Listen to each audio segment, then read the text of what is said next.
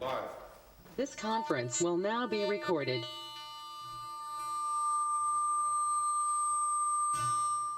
Are we good? Okay. I'm calling to order the March 25th, 2024 meeting of the Auburn Board of Selectmen.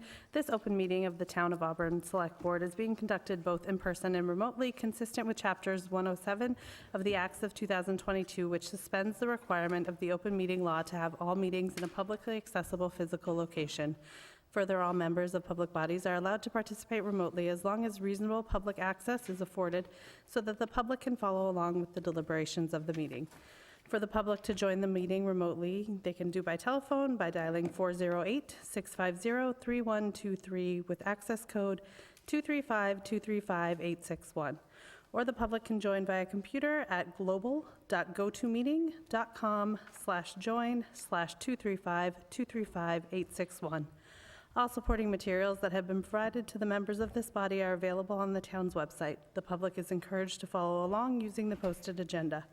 Please note that this meeting is being recorded by Auburn Cable Television. Is there anyone else in the audience recording? Seeing none, we will rise for the Pledge of Allegiance. To the flag of the United States of America and to the republic for which it stands, one nation, under God, indivisible, with liberty and justice for all.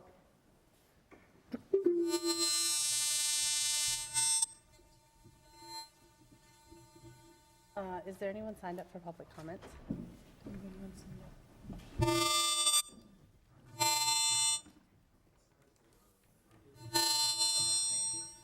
So we don't have any public comments. We do have a presentation from National Grid. Is there a representative from National Grid? Hi. Did you just want to come up? Sure, wherever is easier. Whatever works for you. Right here is fine. Right here, fine. Perfect, even better.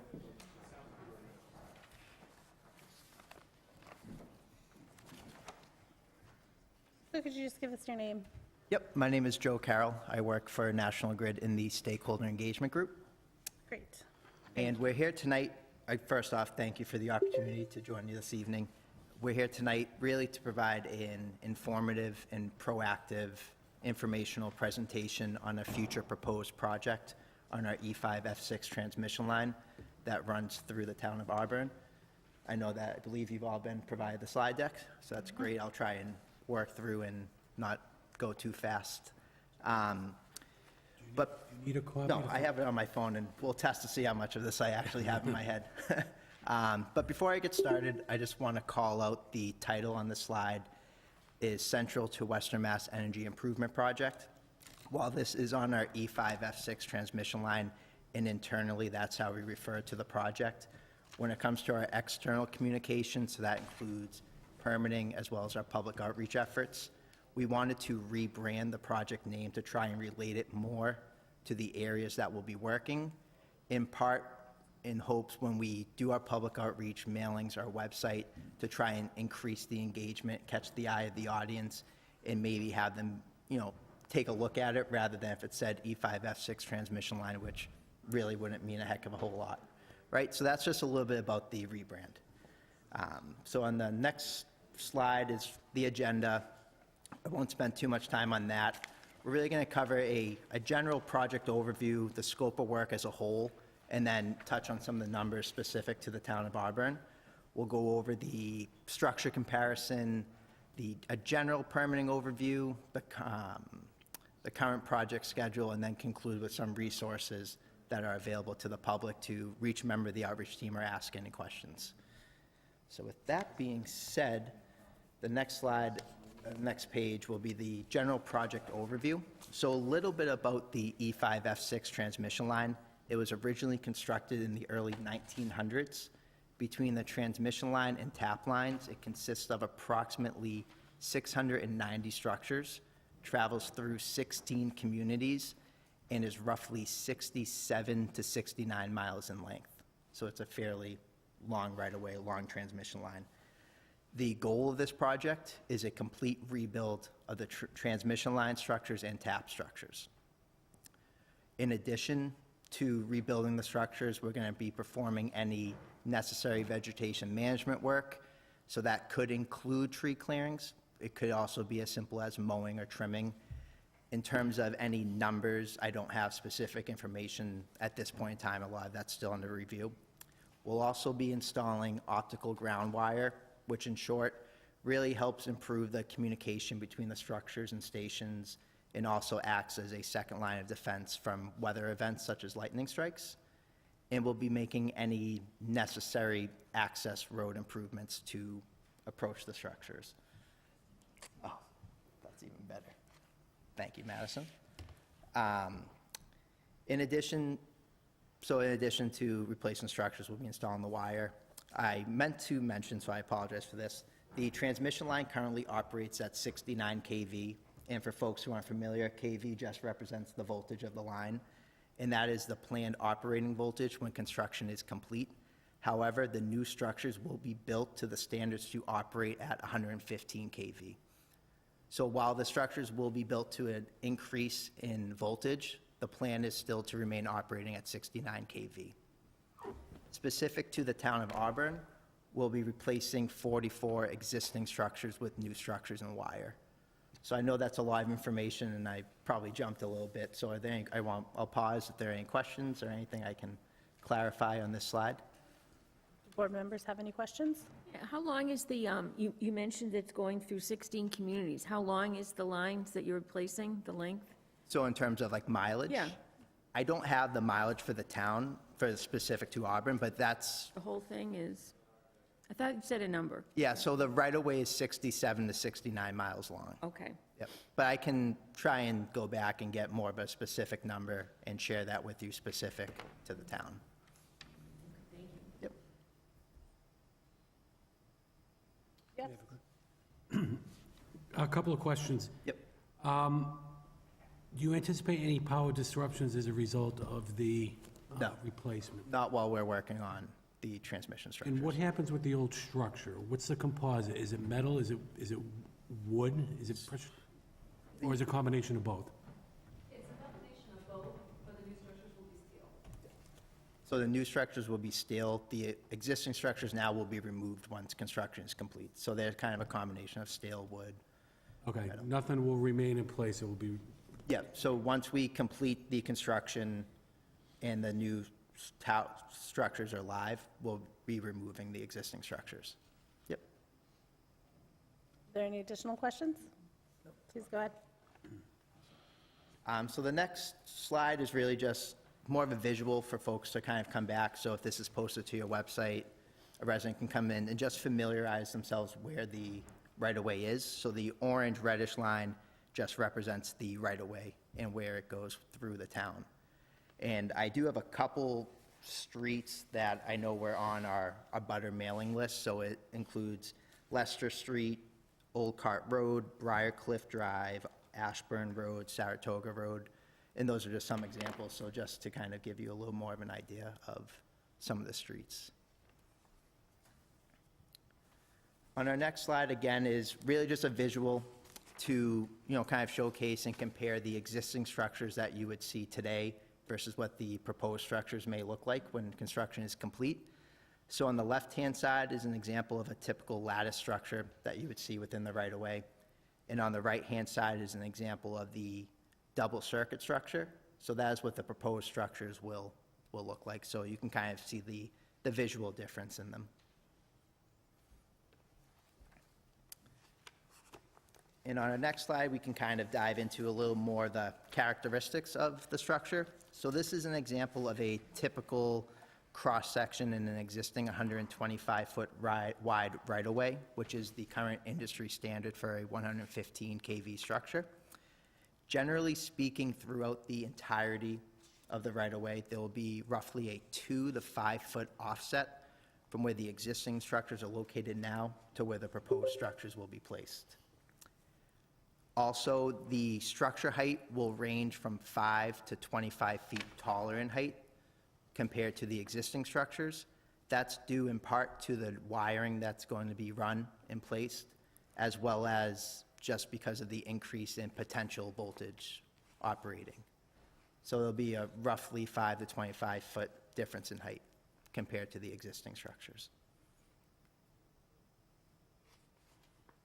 Any questions there?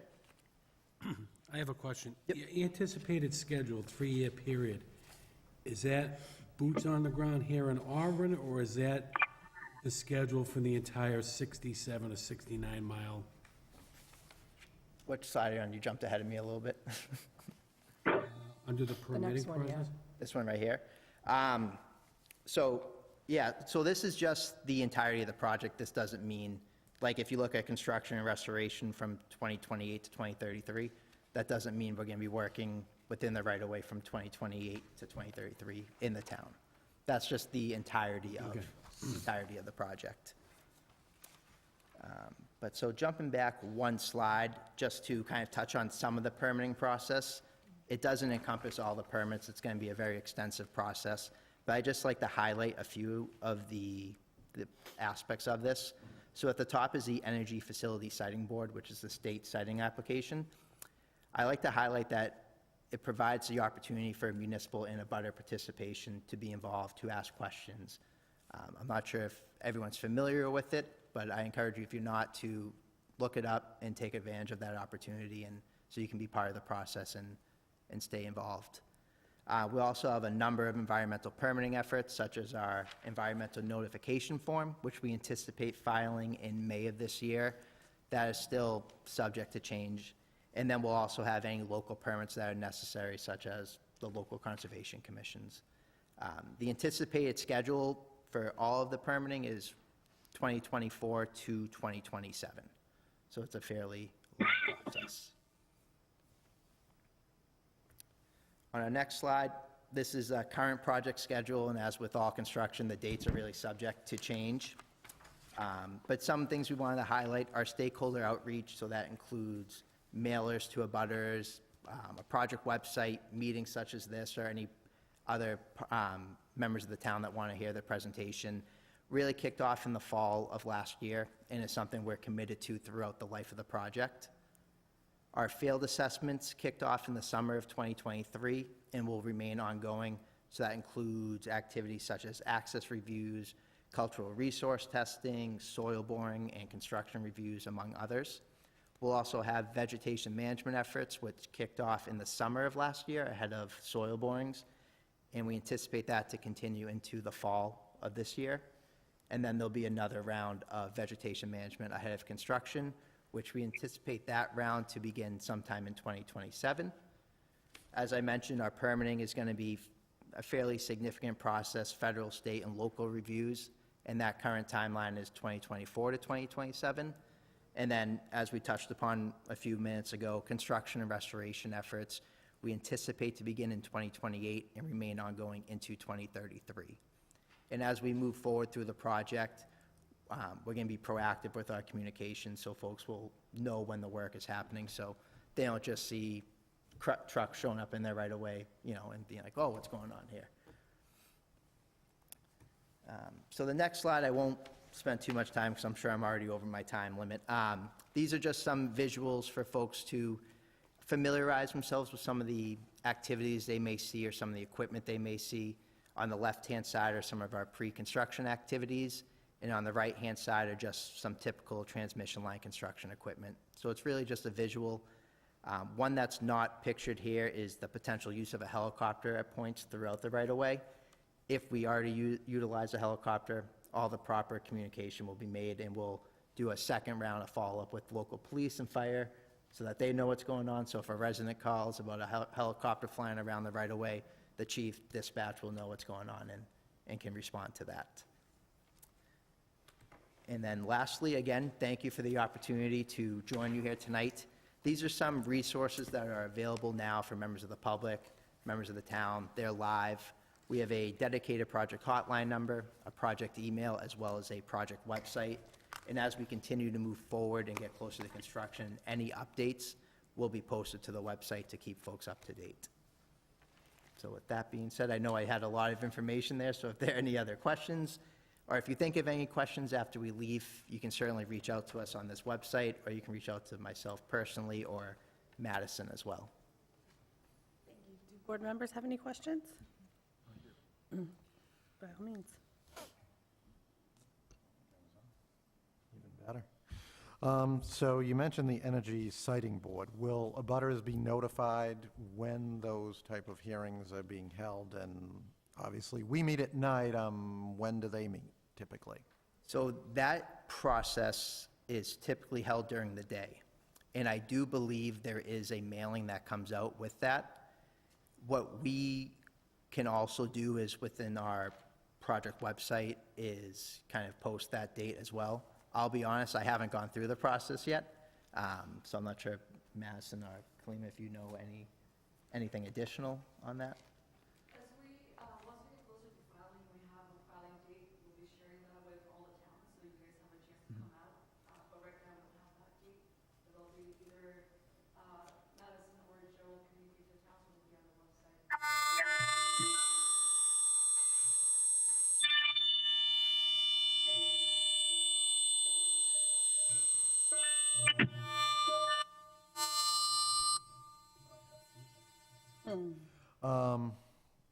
Are there any anticipated increases in fees? You just said this is going to be a very expensive process, so how is this being paid for? So in terms of an increase in fees, that's not something that I am familiar with. We go through rate cases and everything has to be approved, so it's not like we do this project and then increase it. I believe it's twice a year that rates can potentially be increased. Yeah, I think what you meant was it's an extensive process. Did you want to step up to the podium? Thank you. Yep. Either wherever, just a microphone so everybody could hear. Thank you. My name is Rahul Sha. I'm part of the project management team for the project. Yeah, so the rate case at this time, it's not known to us, and this is not the only project that will be driving this process. It's they look at it on a whole company level, and that's not the information known to us at this time. If that answers your question. My last question is, can you supply us something that we can put on the website so that for people, because we didn't have it for the folks at home, and if somebody watches this and might want to know more, it would be helpful to have your presentation so we can post it Yeah, on the website. I believe the presentation was shared ahead of the meeting, but we can certainly resend it so it can be posted and anything like that. Does anybody have additional questions? I just have a quick question. Why such a big difference in height? You said that it could go from 5 to 25 feet? Yeah, so it really just has to do with the new wiring that's going to be placed and the increase in potential voltage capacity, so it really has to do with the standards for safety and Okay. operating. Thanks. Thank you so much for the presentation. Thank you very much. Thank you very much. Thank you. Chair, can I just make a motion that we make this, ask town administration to make this available on the website? I would make that in the form of a motion. Is there a second? Second, yeah. May I also add that we should put the website link on our website, link to their website. Sure. Is there the second to the combined motion? Yes. Second. All those in favor? Aye. Aye. Opposed? The chair is a yes as well. Thank you. Next, we have the 2023 audit presentation. Madam Chair, before we take that, because I know we have Boy Scouts and we have Night at the Races, can we take those items? Is that a motion? I would make a motion that we move up Selectmen's General Item 7A and 7B in that order. Second. All those in favor? Aye. Aye. Opposed? The chair is a yes as well. So hold on for one moment. Could we move forward with 7A with the Boy Scouts?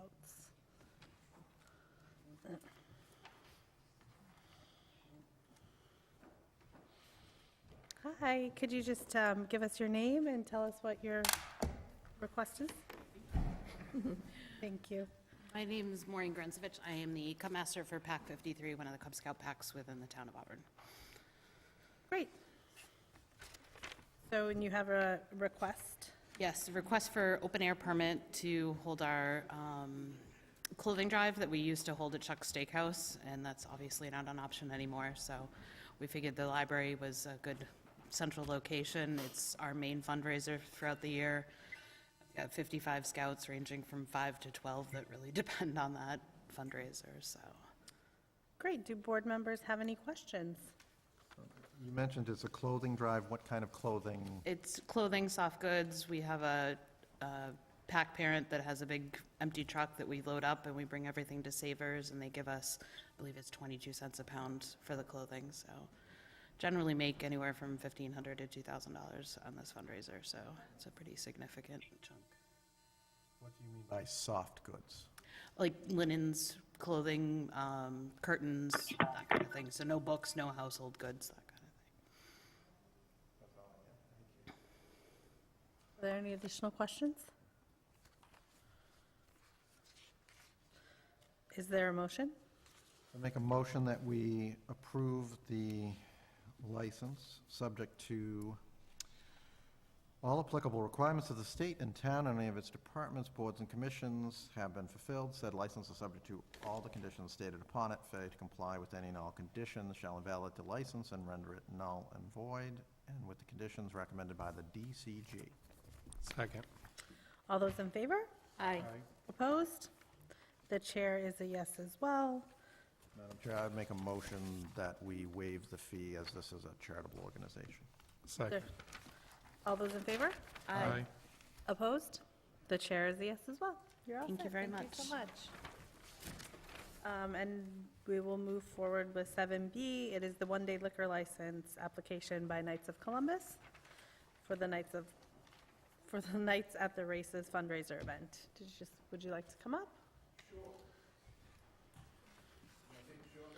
Oh, absolutely. Thank you. Name's Joseph Butler. We are having our 15th annual Night at the Races fundraiser. For you guys that don't know, we raise between $8,000 and $10,000 that night. And I'm applying to get a liquor license, one-day liquor license for the event. Sure. Do board members have any questions? Is there a motion? Make a motion that we approve the license, subject to all the applicable requirements of the state and town and of its departments, boards, and commissions have been fulfilled. Said license subject to all conditions stated upon it. Failure to comply with any and all of the conditions shall invalidate the license and render it null and void, and with the conditions recommended by the DCG to be placed on the license. Second. All those in favor? Aye. Opposed? The chair is yes as well. Madam Chair, I'd make a motion, as this is a charitable organization, that we waive the fee. Second. All those in favor? Aye. Aye. Opposed? The chair is a yes as well. You're all set. Thank And you just so so everybody knows on TV and here, it is April 27th, and there's tickets available now. So if any town representatives who haven't been yet would like to come, give me a call and we'll set it up. How's that sound? Thank you very much. You guys have a great night. Thank you so much. You Joe. too. Okay, so moving back to 4B, we have the fiscal year 2023 audit presentation. Madam Chair, I'd like to introduce Tom Scanlon. I'd also ask Karen to come up, too, our CFO. Just some observations I made. Tom, thank you for coming out tonight. Once again, I think you're going to see that you'll read through the audit report, you'll see some positive results, reflective primarily of a good year in terms of appropriation surplus of about 1.6 million, revenue surplus of about 1.5 million. Unassigned fund balance is running roughly about 38% of total general fund revenues. That's very good. And we continue to increase all of our reserves, our OPEB stabilization, free cash, self-insured trust, and we're building up our enterprise retained earnings accounts. Although you're going to see positive results for the audit that's before you tonight, I am concerned about the future, and Tom and I had a brief discussion. I think we're seeing difficulty throughout the Commonwealth as a result of decline in state revenues. In addition to the evaporation of ESSER funds and ARPA funds that carried us through and allowed us to use some of that money and not use general fund revenues. So that is no longer in place, and it's creating some concerns. It the local government level. So with that, I'll turn that over to Tom, and I don't know if Karen wants to add anything, but Tom, the mic is yours. Thanks. You guys aren't for exciting night. You got National Grid, you got the audit. You guys got me scared you were writing too much. I thought it was my report. I'm like, whoa. So for those who don't know me, I see a couple new faces. I'm Tom Scanlon. I'm the managing partner at Scanlon Associates. We specialize in auditing municipalities. We have about 80 clients across the Commonwealth, so kind of use that to do our testing, kind of reflect, kind of compare. I think gives us good experience. What we did do here is a financial audit. It's not a forensic audit. I know that's a kind of a buzz term out there now. And what that is we're opining on your financial statements. That's our overall goal. As far as the audit goes, your financial reporting is excellent. And what I mean by that, as a financial transaction occurs in the town, it's being properly reported through your general ledgers. And also, when you make a report out to outside agencies like state DOR, bond rating agencies, the product that you're giving them is excellent, and there's a lot of respect from outside agencies to the town of Auburn. So I think you should take pride in that.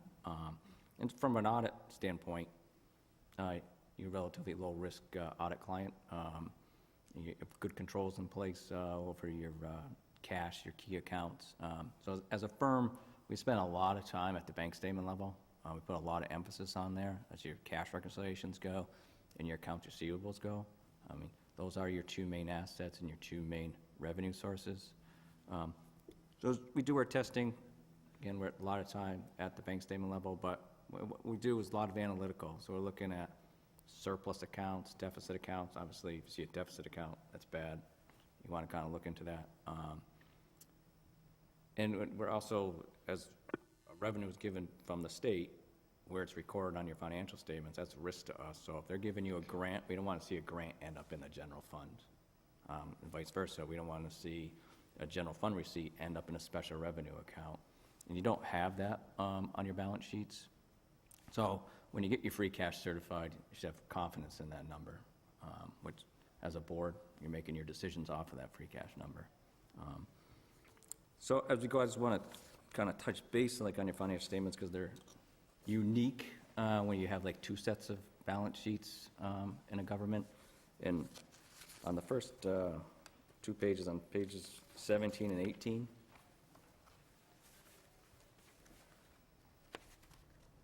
these are your entity-wide balance sheets. They're for accountants. That's about the only people that kind of get use out of these, because you'll see you have fixed assets on there and depreciation's respective on your, and you don't have depreciation in your budget. But this is, what it focuses on is the long-term approach. So what you'll see on here is your OPEB liability, which I know we've talked about it in the past. Your OPEB liability is about $61.8 million. I don't think you're funding that overnight. But what you do have, you put in about $500,000 a year into a trust. Your trust is approximately $8 million at June 30th. So, and you're looking at your health insurance plans, and you're also looking at your personnel as you hire. So again, I think it's really long-term thinking. I wouldn't take $2 million out of free cash, which is a reserve for you, and stick it into an OPEB fund because it comes unrestricted to restricted. So I think what you do in there, we look at, you see unrestricted net position, negative $45 million. When you look at that, there should be some concerns, but the two drivers are your pension liability and your OPEB liability. And again, the pension liability, you're on a funding schedule with the county, so that should be going away 2034, I think it is. So I think you're addressing all your long-term liabilities. But OPEB is really, I don't think we're going to be around type thinking. And you're doing everything when we look at your balance sheets. I don't know if you have any questions about any specific things on that. Board members have any questions? And then on page 20, this is where bond rating agencies are looking at you, is where you're getting your high grades. And as Ed had pointed out, when you look at the general fund, you'll see unassigned $27 million. As a benchmark, they compare it to your budget. Your budget's about $75 million, so you're 36 to 38%. I mean, that is outstanding. And that allows the town to really have some flexibility and really have the ability to pivot with what's coming down the pike, I think, I think we're going to be hitting a fiscal cliff. But this year, all your years of planning are being reflective on your balance sheet, and that's when you go out to bond, they're looking at this number. And what that 27 million is representative of, it's your free cash and it's your stabilization fund. So under GAAP financial statements, your stabilization fund is under the general fund, not under the trust. So when they look at, so if you took $3 million from free cash and put it in stabilization, you won't see your fund balance increase because it's all within the same fund. And then as we also look at your balance sheet here, under the committed, under the non-major columns, that is made up of your ambulance fund, your capital improvements trust, which is 1.5 million. So that's another reserve that's not really accounted for in your general fund, but it's off in the non-major funds, and also a pension reserve fund. So when you look at, you're very, very healthy. And again, as an accountant and comparing it to other towns, I can't say enough about like your reserves, and I think DOR on bond agencies. And that will allow you, again, you got some tough decisions coming down the pike. You can have the ability to make those decisions. And then as we the next kind of statement on page 24, I think it's always important to know like where you're generating your reserves from, how your fund balance is increasing. And this is your budget versus actual. This is probably the most important financial statement within here. As we look on your total revenue side, as we compare how you're setting your budget, and that's the third column, that's the final, is you collected more, 1.7 in revenue than you estimated, which is very conservative. You can see the bulk of it, the $6 million is coming from excise and other taxes, which again is based on market. You don't want to increase those. As you increase your budget, yes, you reduce the tax rate, but your free cash will be lower. And I think your financial team that you kind of have in place has a very excellent understanding of how that's all affected and how it works. And so, and then you can see on the investment income side, which I think caught everyone by surprise in 2023, even us, is the investment income shot up the roof for everybody. When you look at years, you budgeted 40 and collected 749. Again, that's all market-based. I probably wouldn't increase my local revenues on investment income. But again, that's how you generated it. And then you had turnbacks of appropriations of 1.6, which is, I think you're right in the norm on that. So as you looked at your budget, you generated 3.1 in free cash, and that was certified. Again, like I said, I can't say enough about your financial reporting and conditions. But as I'm an auditor, so you try to project, I think there are going to be some tough times coming for municipalities with the influx of all the COVID monies that came in between, as Ed mentioned, ESSER, ARPA. That's going to have an impact on your future budgets. I know traditionally you haven't taxed up to your, you always had levy capacity. You might be going up to your levy capacity. I mean, one thing I do want to point is that subsequent to the fiscal year, I think you purchased a piece of land for $4 million of free cash. Not too many towns have the ability to do that. You can see that's reflective on your balance sheet and what that saved into the borrowing market with the rates you got going. So that's what I kind of mean when you have budget flexibility and your accountability. All those years of your planning and your financial policies that you had is reflective on here. And as we're auditing your financial statements, what composes that unassigned fund balance, we want to make sure there's no grant sitting in there, there's no something special revenue. Like I said, your financial reporting, I think is very sound. That's kind of all I know Karen's got a 45-minute presentation, so I don't want to take up too much of her time. Do board members have any questions? I just have one comment, just to piggyback on what Tom was saying about, some concerning times ahead. I think in order to balance a 25 budget, we squeezed a lot of juice out of the grapes on the local receipt side that resulted in a $1.5 million revenue surplus in FY '23. Because if you recall, the state average was roughly $1 million a year, we only get 100,000. So we have to make up that $900,000 somewhere in order to just maintain services that we presently have. So that is concerning, because we always took a conservative approach that led to the building up of some of these reserves. I think you're gonna see a slowdown of this. We're not gonna see the free cash values that we had seen over the past 10 years. So I just want you to keep that in mind, because we're not gonna have that flexibility in terms of 50% use of our net gain on free cash if that value is gonna go down. So we may have one more good year in '24. I think we have a pressing year in '25. I think we'll see positive results of '24, not indicative of what we're seeing here, but we'll still see some positive results. All right, I agree with that. And if you have any questions about there, if you have any concerns about anything, you know, don't hesitate to reach out to us. So, Thank you so much for your presentation. thanks. Hope you guys are all early tonight. Thank you.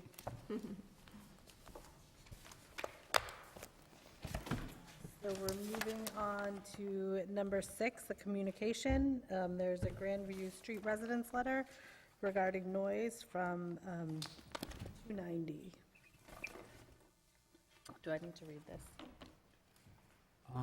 No, a letter has been provided to you from a resident on, let me see, on Grandview Street.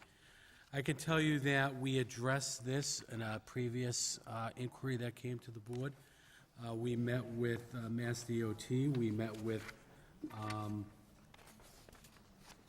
the District Highway Director, Barry Lorian, on a number of items relative to some roadway concerns, this being one of them. And I think the letter will show that we jumped on this pretty quickly to see if there was anything we could do in order to, I think, buffer the noise that is currently resulting it because the traffic is backing up because of the construction on the on-ramp. Mass DOT did an evaluation, and it resulted in a letter which we sent to the individuals who were concerned about abatement of noise and pollution in traffic. But I think they want to see if they could take this to another level, and the letter is suggesting that they would want to petition state legislature, and they were CC'd on the memo that was provided for by Mass DOT, so they're aware of the situation. But I think the resident is pointing to a number of studies that were done, all in the eastern part of the state and nothing west of the Mass Pike. And they would like to see the legislature take some action and do a study. So I have no control over that. Certainly, the memo went to the board. I don't know what the board's desires are as a result of the letter, but happy to have a conversation with the board regarding that. Board members have any questions? Yeah, what did Mr. Lorian from the Department of Transportation say regarding the expansion of the Mass Pike on-ramp? What's the time frame on that? So they actually, as a result of our concerns, they actually accelerated the project. They put more of a workforce on the project to speed it up by 6 months. So they're hoping to get it done, I think it was by the end of the summer, correct? Yeah. Okay. So that's a good thing. So I think they're going to see some increased, continued traffic there until the project is complete. But in addition to that, they walked the site, they visited the site, they looked at it. It doesn't qualify under their criteria to do a study, but they were willing to do some additional plantings there to help buffer the noise and to create hopefully a remedy to the situation. I think the resident was appreciative of work the town did, but not satisfied with the results, so I think they're looking to advance it another step. Well, I mean, we do have issues, and I notice as I drive around town on the weekends, especially on Route 12 and Route 20, there have been significant backups, and people have been getting off at 10A, or whatever it is now, the Millbury-Worcester exit, and it backs up on 12. And when I say it backs up on 12, it backs up to almost Church Street. So there are issues, longer issues than just this particular project. But, you know, I think we should at least have them look, not just here, but look at 12 and 20. Because I feel like, you know, I don't understand what their criteria is, and I have to be careful because I work for these guys. But, you know, traffic studies shouldn't be a difficult thing for transportation agencies to provide. They have oceans of engineers. So I think that if we have to go to the legislature, me personally, you know, I think that's not great that the agency isn't willing to. I think, and correct me if I'm wrong, I don't know that she's asking for a traffic study. I think she's asking for a noise study. Is that, could the town ask Representative Moore and Frost about a noise study along in that area? I would be happy to have a conversation with the delegations relative to this request. I don't know how much flexibility there is. I think based upon the discussion I had with Barry Lorian, they had a list of criteria that would determine whether or not it was eligible or not. It didn't meet that criteria. But certainly, we can make another attempt to see if they would reconsider that. In addition, I can have a conversation with our delegation to see what the likelihood would be of a bill being filed that would allow for this study to be done. I would like to see us investigate a traffic study for 12 and 20, because I don't think that's going away. Those backups have been happening for quite some time now.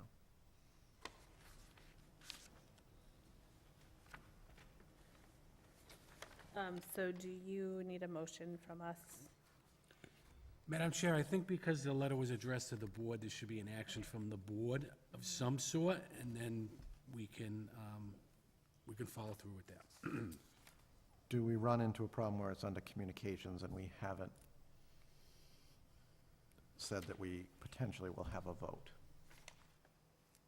I think just the sentiment of the board, if they want to ask me to take a look into the matter without a vote, that's fine. I can gauge the...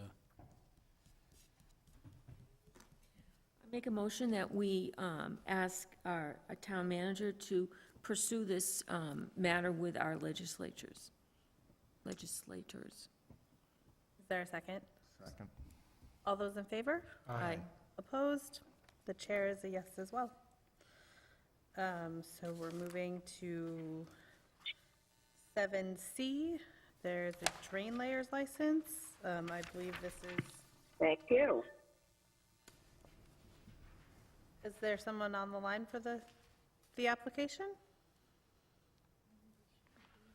I'm sorry, I didn't know we were live, but we're the Ventruskas and we were listening.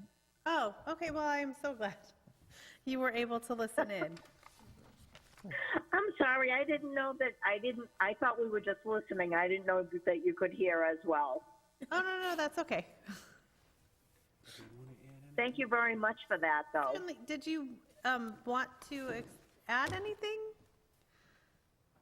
No, I don't want to add anything. I just agree. I don't know all the people that are there, but I do agree that the backup, and I think I said it in the letter, is affecting the whole town because we have so many on and off ramps that when the traffic backs up on 290 that is going to the Mass Pike, I've seen it back up as far as Hope Ave. And then they're getting off, on our exit near Swanson, coming back on Vine. and on Route 12 and 20, as the other gentleman said. So those observations, we completely agree with. But the thing that we disagree with is that I think it's been exacerbated by the ramp, obviously. And, you know, with the big rollover with the truck, with the batteries and all that, we really feel it's getting dangerous. And with the proximity to the school and the park and everything near us on Grandview, Richards, et cetera, this backup we don't feel is just going to go away when the ramp goes away. We just think it's increasing because of traffic volume. So I think the traffic study is a good idea as well. Thank you so much. Okay, thank you for hearing us. Absolutely. Bye-bye. Have a good evening. So we do. You as well. Thank you. We're moving along to 7C, the drain layers license. The applicant does not have to be here, as it is a renewal of a previous license. Is there a motion? Make a motion, we approve the license, provided all applicable requirements of the state and town and any of its departments, boards, and commissions have been fulfilled. Said license is subject to all conditions on, if they comply with any and all conditions, shall render the license null and void. Second. All those in favor? Aye. Aye. Opposed? The chair is a yes as well. 7D is the annual meeting warrant, so we need a vote to approve the warrant, subject to final review by town council. I'd make a motion that we forward this to council for legal review and that we approve it, subject to his review. Is there a second? The warrant reflects the removal, right? No, you were gonna bring it in tonight. Oh, which article was that? 19. All right, Madam Chair, before you take a vote on that, we are requesting at this time removal of Article 19. It's no longer required. We've identified funds to get that, those repairs done. Okay. Do you need a vote? Make a motion that we approve the warrant article, but we remove Article 19 and send it to council for his review. Is there a second? Second. All those in favor? Aye. Opposed? The chair is a yes as well. We have no proclamations or recognitions. There is a gift acceptance.